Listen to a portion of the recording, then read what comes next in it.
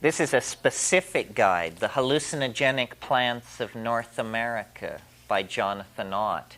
And the interesting thing about this is that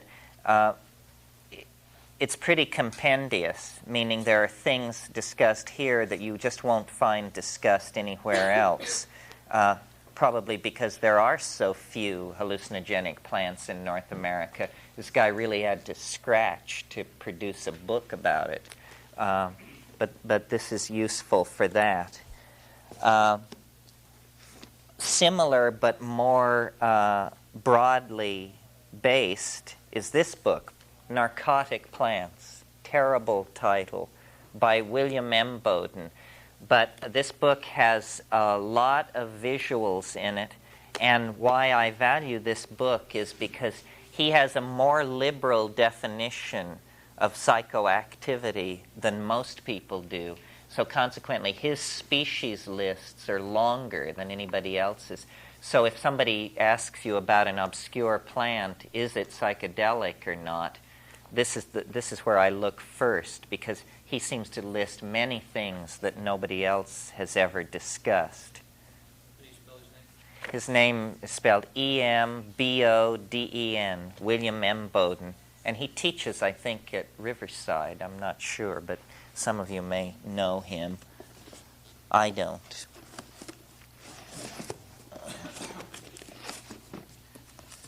Then here's another one of these anthologies of writing about psychedelics, also by the same author as Flesh of the Gods, Hallucinogens and Culture, by Peter First.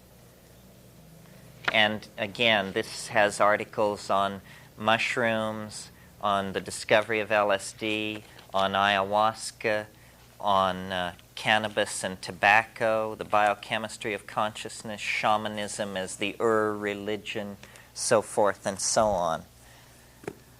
It seems like every one of these authors then goes on to edit a book of their own favorite essays. Here's another one, Hallucinogens, Cross-Cultural Perspectives by Marlene Dobkin de Rios, who is a woman who's done a great deal of work on ayahuasca, published a book called The Visionary Vine, and I think another book called Ayahuasca, Mestizo Curing in an Urban Setting. Basically a sociologist, also I think at she's at Fullerton, Cal State Fullerton.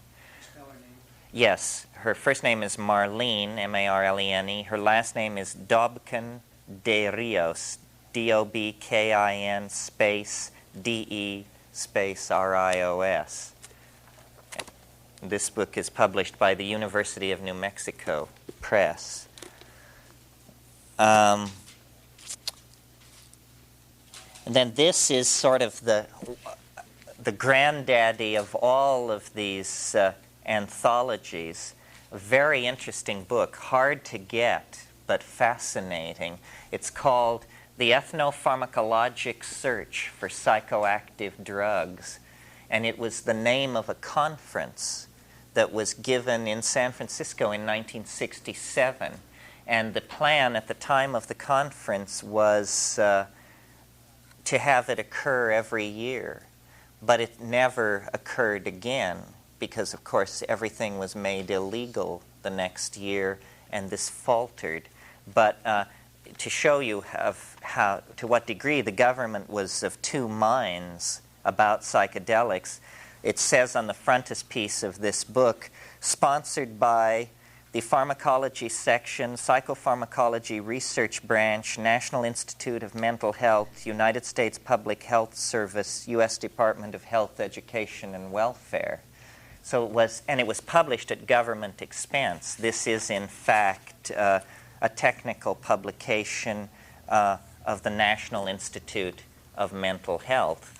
And wonderful bibliography, extremely interesting discussion of DMT-containing snuffs, article on the psychopharmacology of nutmeg that you just won't find anywhere else, articles on kava,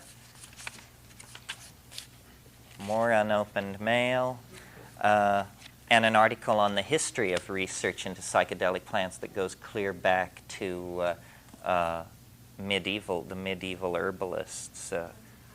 The title is The Ethnopharmacologic Search for Psychoactive Drugs. The last time we were in the Amazon, we christened our expedition in honor of this book, The Ethnopharmacologic Search for Cold Beer. Because there ain't any, and it becomes an obsession. I mean, when you go, it's so strange what you miss. I mean, I don't even drink beer, so what do I care? After 10 days in the jungle, all anybody could talk about was the possibility of cold beer, and it was still 4 weeks away. So then, for somebody who really is serious or technical or plotting an expedition or plotting a research project of some sort, this is really a pretty amazing book. I mean, it's dull as death because it's essentially simply listings from the herbarium sheets at the Harvard Museum Botanical Library.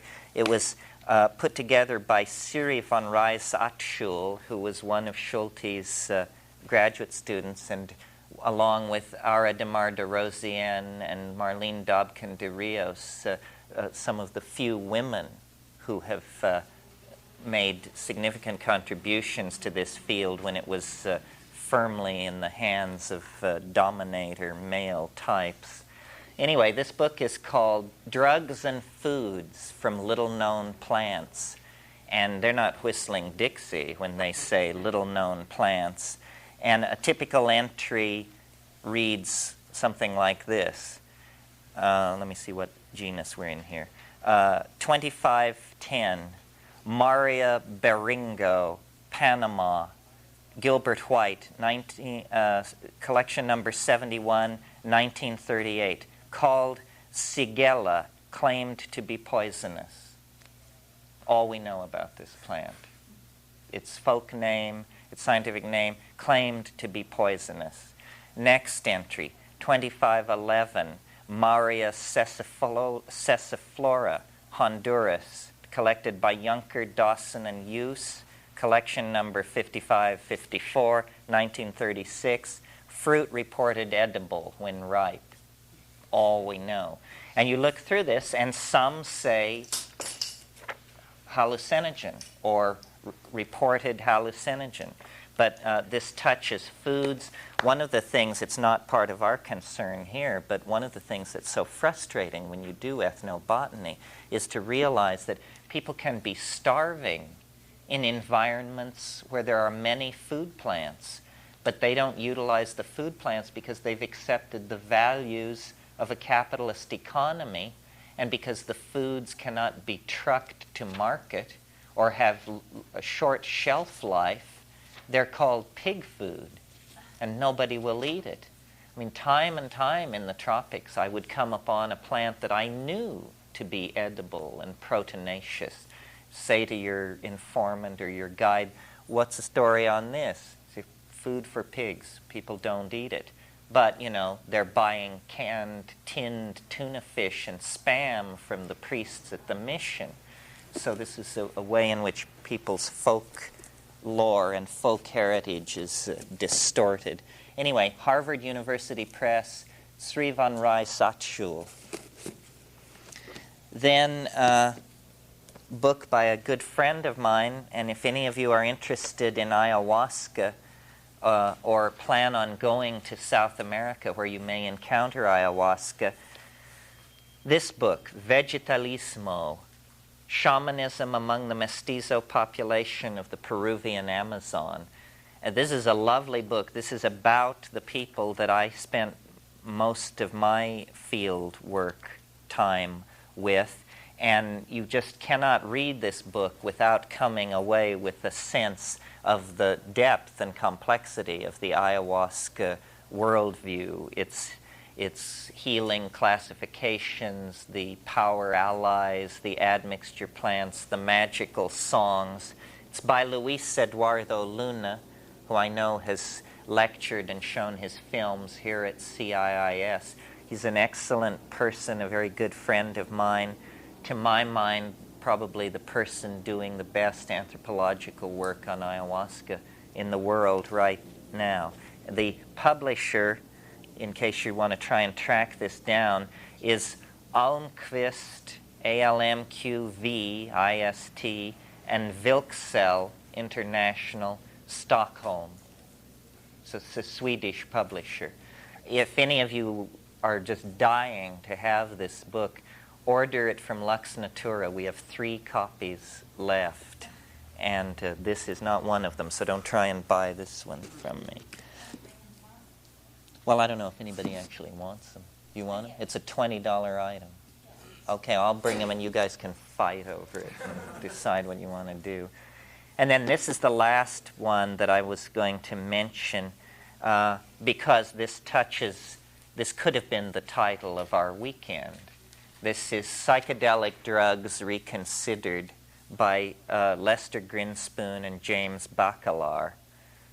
Lester Grinspoon managed to find his way into Herb Caen as a name freak when he published a monograph on the dangers of excessive cocaine use. Truth. Grinspoon and James Bacalar, also of Harvard. And basically, this is a very reasoned presentation of why psychedelics should be reconsidered for therapy, the case for them, the case against them, the nature of the hysteria that placed them off limits. He has also written Marijuana Reconsidered and is a very nice person and leading the fight to decriminalize drugs for research. So that's all the books that I brought in to show you. They are, as I say, by no means all.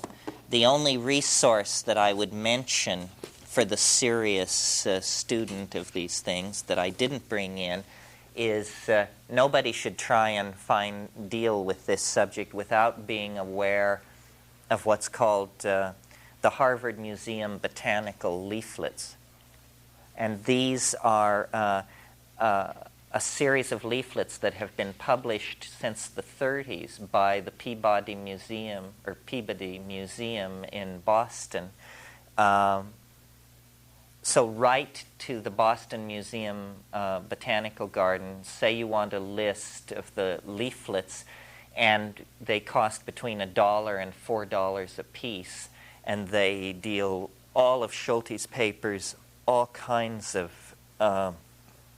very hard to recover information is available there. And the list, there are about 180 of these reprints on all aspects of all psychedelics and some non-psychedelics as well. So it's important to have this information and to have it at your fingertips. People, the compartmentalization between areas of knowledge that impinge on this always amazes me. I mean, you get psychologists who don't know what an MAO inhibitor is. You get people combining things without knowing how drug synergies work. You get people, just not informing themselves on the importance of setting, dosage, psychic predisposition, so forth and so on, all vital matters that can impinge on how an experience develops.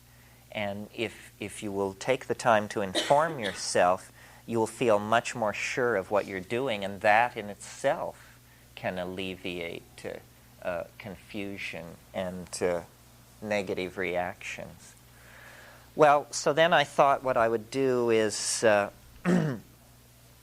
of go around the world and talk about these things a little to give you an idea of what is available, what's on the menu. And then we'll take a little break, a very short break, and then come back and talk about it. Can I ask one? Sure, absolutely. Did I hear you correctly that the liquid DMSO drinking 5 to 7 ounces a day for 5 days precipitates a psychedelic experience? No, did I say DMSO? That's what I was one graphic. Is it DMSO? No, it isn't DMSO. If I said that, I didn't mean to. It's dimethylacetamide. Oh, I thought you said sulfoxide. I may have said sulfoxide. Dimethylacetamide. And I can show you or here, you just, while I'm raving, you just look it up in there, find it, and satisfy yourself. Terence? Yeah. Before you start, could you explain the difference between psychoactive, psychotropic, and psychedelic? Because I don't understand what they mean.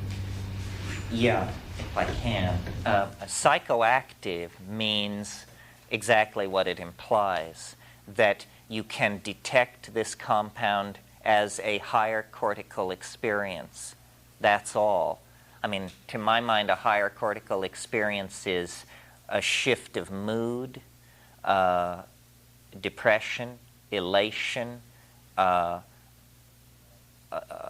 acute hearing, sensitivity to noises. All of these things could be classed as psychoactive reactions to a compound. Psychotropic is a word that I've never been very fond of, and it sort of came in late. Psychedelic, which is a fairly maligned word, but was coined by the psychiatrist Humphrey Osmond, means simply mind manifesting. And I like that because it's phenomenologically neutral.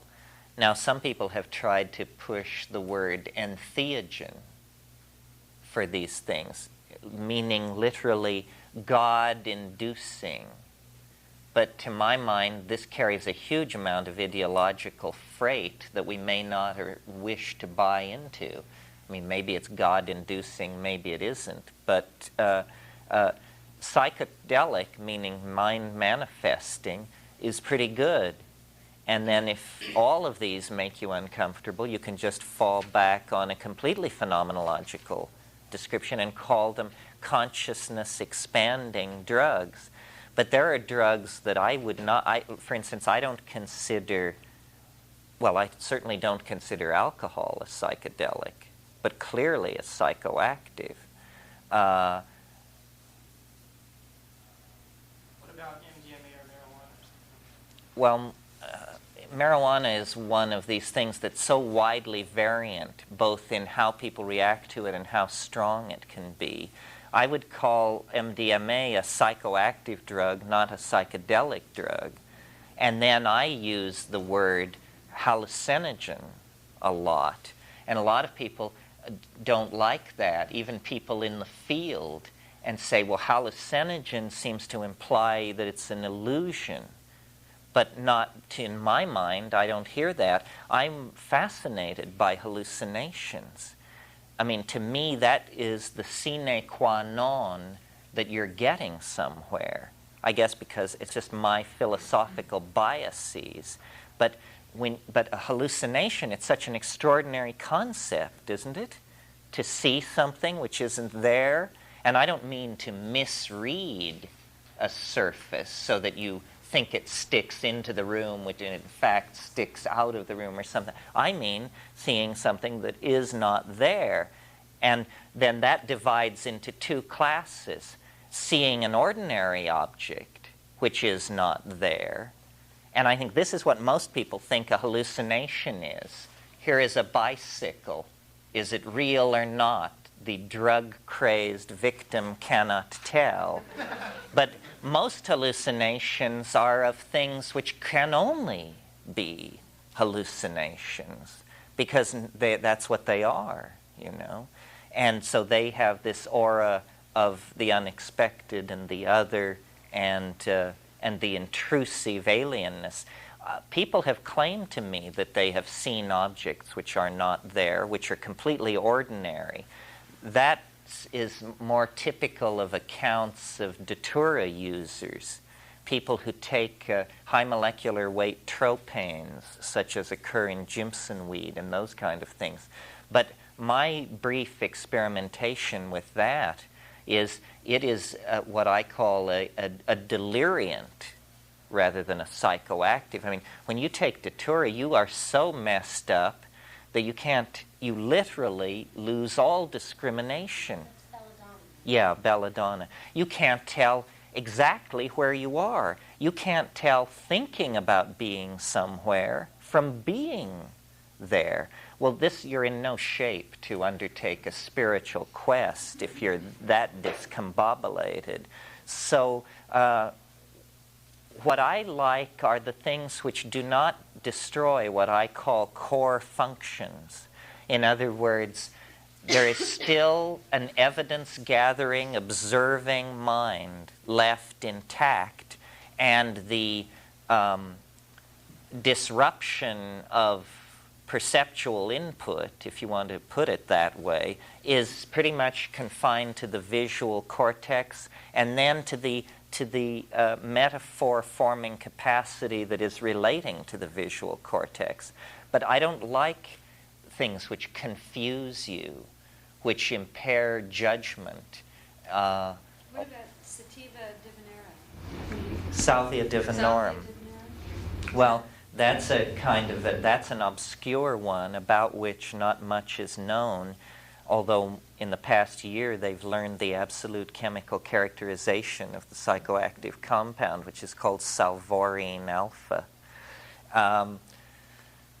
More work has to be done. Anthropologists who have taken it with Indians in Oaxaca describe a very intense experience.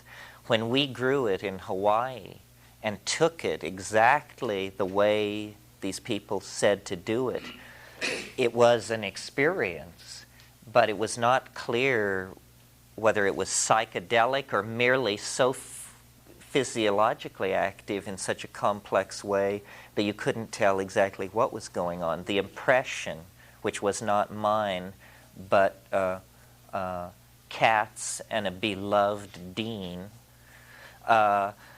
they both experienced flow. They described experiences as though you were lying in a dirty ditch with this cold fluid flowing from the top of your head to the bottom of your feet, and where this kind of cold, clammy fluid encountered energy obstructions in your body, it would wash them away. But it was a kind of vertigo with nausea, it was a complex experience, but it was not largely mental. It was more a revisioning of the body image. And, this is another one of these things where no research has been done. It isn't illegal, salvia divinorum, but you're not going to do your career any good to get tangled up with this. So consequently, it's pretty much left alone. Salvorine alpha is extremely unstable and breaks down within 12 hours. So that indicates it's probably a polyhydric alcohol or an isoquinone or something like that. It's not an indole. Yeah. I was curious, and Watson talks about entheogens versus hallucinogens, and he's really against the word hallucinogen. Yeah, he's the one who proposed entheogen. Entheogen, right. And so, because his theory was, I guess, that he thought that a hallucination was something that wasn't there completely. And he thought that the experience on the soma, or the mushroom, was something that you actually are experiencing, so it's not a hallucination, it's real. Yeah, that was what he said. But if you actually look at the etymology of the word hallucination, what it's come to mean in English is a delusion. A delusion. But what it really means in the original language is to wander in the mind. That's the meaning of hallucination, to wander in the mind. Well, that's a pretty good operational description of what's happening. And then when you add in the visual component, I don't know. It's hard for me to imagine how someone could undervalue hallucinations if they had had them. Yeah, it sounds like he was reacting to the 60s hoopla a lot, the hoopla over LSD and the misreading of what these experiences really were, too. Well, these guys were very frustrated with seeing this thing turned into a social hysteria. And Wasson, at times expressed great unhappiness with Tim Leary's approach and hated going to Mexico and seeing these mushroom villages invaded by graffiti-covered vans of filthy freaks from Southern California who were disrupting the local ecology. And it was a kind of proprietary approach. This thing belongs to anthropologists, to specialists. Wasson was very reticent to assess his own work. Some of you may have seen Bob Forte's interview with him in that psychedelic issue of Revision, where Forte asks him, how do you assess the historical impact of your work? And he said, I'll leave that to others to decide. He didn't want to deal with the question of the potential impact on his own society. He really looked at it as this exotic, foreign kind of thing. These guys were cautious, this first generation. Hoffman, Wasson, Schultes. These guys are not stoners by any means. I mean, their approach is cautious, and the psychedelic experiences can be counted on the fingers of one hand in a lifetime. So I'm not sure they ever realized the size of the tiger whose tail they had seized. Yeah. The DMT and the frog, whatever it is, how is that extracted? I mean, how that frog slime or whatever it is? Toad. Yeah, right. Okay, now I want to know about that. Well, I haven't had the good fortune to be present at the milking. So I really couldn't say, but as I gather, you put pressure on the back of the neck in two places, and this exudate emerges. Exactly where, I'm not sure, and probably decency should scarcely inquire. And then it's dried on sheets of glass and scraped up and packaged and so forth. Well, let me start through this and give you a notion of what is available. Whenever you talk about the distribution and cultural usage of hallucinogens, the first thing that you come up against is a curious, unsolved problem in botany, which is no one knows why this is, and we would be grateful if somebody could figure it out.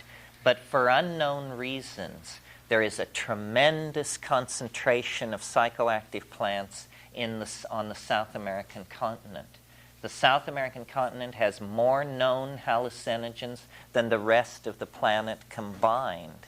Now, why is this? After all, the climax tropical rainforests of eastern Indonesia are at least as species-rich as the Amazon basin, and yet not a single powerful hallucinogen is known with certainty from the old world tropics. All kinds of suggestions have been made that actually there are psychedelic plants common throughout the tropics of the old world, but the cultures have lost contact with them and forgotten them, and hence our anthropologists have not discovered them. Or something in the soil of South America. Very improbable theory. I was talking about this once in a workshop, and somebody raised their hand and said, well, no problem. Obviously, that's where the spaceships landed. Good. Well, we've solved that problem. Now we can move on. North America is extraordinarily poor in hallucinogens, perhaps the poorest of all continents, so that the psychedelic phobia that Europe created against paganism was completely reinforced, or at least not eroded, by the colonization of the New World, or of North America, because there were no plants here to challenge that. The North American Indians tend to ordeal as a shamanic vehicle, the sun dance thing, some of you may be familiar with, or sonic driving, which is worldwide in shamanically oriented cultures without drugs. You should know that not everyone agrees with me that psychedelics are the sine qua non of shamanism. That's what Wasson thought, that you don't have shamanism unless you have psychedelics.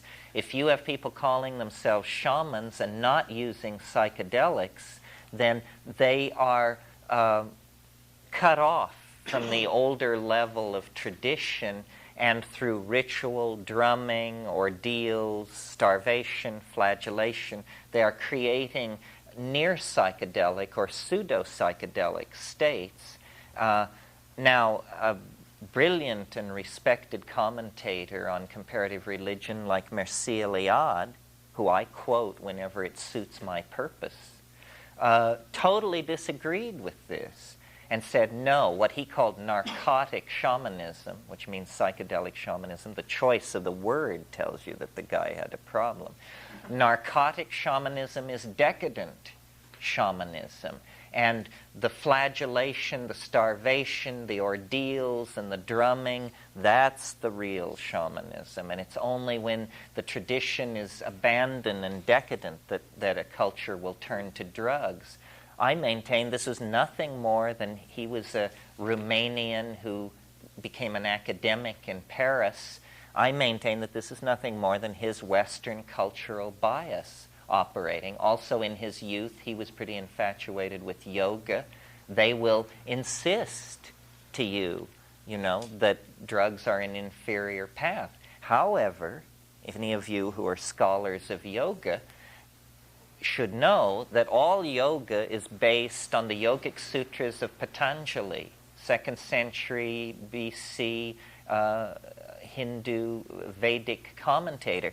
And Patanjali specifically says there are 3 paths to the goal of yoga, and they are control of the breath, control of posture, and light-filled herbs.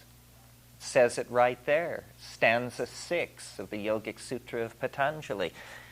It's never discussed again, basically, in the entire exegesis of the yogic literature. The 3rd path is never mentioned. Well, is that because it's a secret tradition or what? I don't know. When you go to India seeking these yogins, practicing these higher yogas, what you find are a bunch of guys smoking as much charas as they possibly can. And the notion that you could do it without that, it just gets a long laugh from everybody down around the burning ghats. I mean, they deal with it on a practical level. Okay, moving out of drug-impoverished North America, or psychedelic-impoverished North America, where there are more than 20 species of indigenous psilocybin-containing mushrooms, but, and this is interesting, no evidence whatsoever for tribal or traditional usage. In other words, in this Northwest Coast Indian complex, the Shimsham, Tlingit, Nootka group, no reason to believe, other than our own predilection for romantic fantasy, that these people were using mushrooms in pre-contact times, and yet the mushrooms were there. The complex that we're most familiar with as a North American hallucinogen is in the southwest of the United States, peyote, Lophophora williamsi, the peyotal cactus. Now, the interesting thing here is we cannot find archaeological evidence of peyote use that is particularly ancient. Peyote use in the Southwest appears to be less than 500 years old. Before that, what we find in Indian graves of the Tarahumara and so forth are the seeds of Sephora secundifolia. Sephora secundifolia is a highly poisonous legume that contains cysteine. This is an example of what we call not a psychedelic, but an ordeal poison. Now, in certain parts of the world, this approach to spiritual growth has been taken, most notably on the island of Madagascar, off the coast of eastern Africa. What is an ordeal poison? This is a plant where you take it and you are so convinced that you're dying that you have an experience of self-abandonment, getting straight, surrender, and then you live, and you're fine, you know. But you are absolutely convinced that you're dying. Your heart pounds, or fibrillates, or you convulse, or you fall into deep coma, or you have tetanus in the limbs, whatever it is, and then you recover. Well, anybody can tell you this is a kind of psychedelic experience because you're so damn glad you lived that you see everything in a new light. You can be kind to your children and love your wife and tolerate your relatives. And people say, well, it made a new man out of him. Well, yes, because he came so close to dying that he shed neurotic behavior patterns. But this is not a true psychedelic. So what we're assuming is that about 500 or 1,000 years ago, sometime in that span, the Sephora cult was replaced by the peyote cult, which came from a much smaller usage area. Then also in Southern California, there were what were called the Tolach religions, religions of datura, intoxication, initiation of young men by intoxicating them with datura and leaving them in the wilderness to fend for themselves. Again, this comes close to being an ordeal poison, although it also has psychoactive properties, but so confusing, such a deliriant, that it bears no relationship to the true hallucinogens, which, with the exception of mescaline, I believe all fall into the category of the indoles. Now, mescaline is not an indole, it's an amphetamine, closely related to MDA and MDMA. But it is a true hallucinogen at fairly high doses. The indoles, which are this structurally related small family, they seem to me to be the true visionary ecstatogens. And I will mention as I go through the list which ones are indoles and which ones are not. You mean which ones are amphetamines? Well, no, the only one which is an amphetamine is mescaline, so we needn't. So you have indole and non-indole. Indole and non-indole. A kind of parallel phenomenon to the peyote cult of the Southwest is in the deserts of northwestern Peru. There are very large columnar cacti in the genus Trichoceros that contain mescaline. And they have been used for a long time, a lot longer than peyote. We have mocha ceramic dated to before 1000 BC, which show, in fact, doesn't somebody wearing, yes, this gentleman has the T-shirt. This is a Peruvian design. Point out yes, that's the chunk of San Pedro being held by this dwarf-like little demon. This is a fang demon, mocha design, 1,500 years old. Now, in central Mexico, we come upon the first of these large centers of hallucinogenic use in the cultural area in which the Olmec arose, were subsequently succeeded by the Maya, who were subsequently subjugated by the Toltecs. And the plants that were in use in those situations fall into two pretty well-defined categories. First of all, psilocybin-containing mushrooms of several species, and second of all, morning glories of at least two types, convolvulaceae, which contain LSD-like alkaloids active in the milligram range that are highly visionary. And there's considerable evidence in the Codex Vindobonensis and in some of the Mayan ceramics that this was a culture that made a very important place for hallucinogens, and that it was the privilege of the priestly class, and that their obsession with calendrics and astronomy and this sort of thing was also somehow intimately connected to their interest in the psilocybin mushrooms. And again, one of these botanical puzzles. Here is a cluster of 10 or 15 species in central Mexico of mushrooms, and a culture builds itself around them. A similar cluster of species on the northwest coast, the culture seems to totally ignore it and have no use for it. And nowhere else on Earth are there clusters of species of psilocybin mushrooms with a long history of use. Naturally, the export of cattle throughout the warm tropics has allowed the coprophytic mushrooms, the mushrooms which grow on manure, to be spread throughout the warm tropics. And then in places like England and France, you get the occurrence of the diminutive psilocybin mushrooms, Lanciata. But again, only the most unconvincing evidence of traditional use. I mean, I am Irish, Celtic. I would love to have somebody come up with a bunch of evidence that ancient Celtic and Druidic art and magic was somehow related to mushrooms. But to date, the efforts have been unconvincing to any skeptic. It may still be there. Perhaps in heraldic devices, someone should go back and study the escutcheons of the families of medieval Europe. And you do find, for instance, the Morel family, Morelli, noble Italian family, mushrooms on the family coat of arms, and other families in France whose names escape me. Agar, you know, agar. Elise Agar. Yeah, although that is a coincidence, not Well, a I mean, not historical. real, yeah, but still, that name. Will the sergeant at arms. Okay, so, let me say something a little bit more about the Morning Glory complex, because it's very interesting.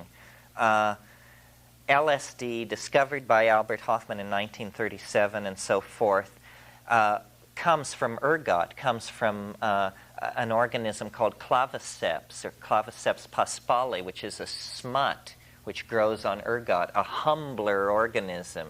You could hardly imagine. I mean, this is basically yuck, is how you would describe this organism if you were to come upon it. It looks like a mistake, because it's just an amorphous, slimy black mess growing on certain cereal grains. And one of the fascinating questions to these chemists, once they discover a new compound, is to try and figure out, does it occur anywhere else in nature? Some plants, some fish, some something, and then they, you can form theories and judgments about evolutionary relationships.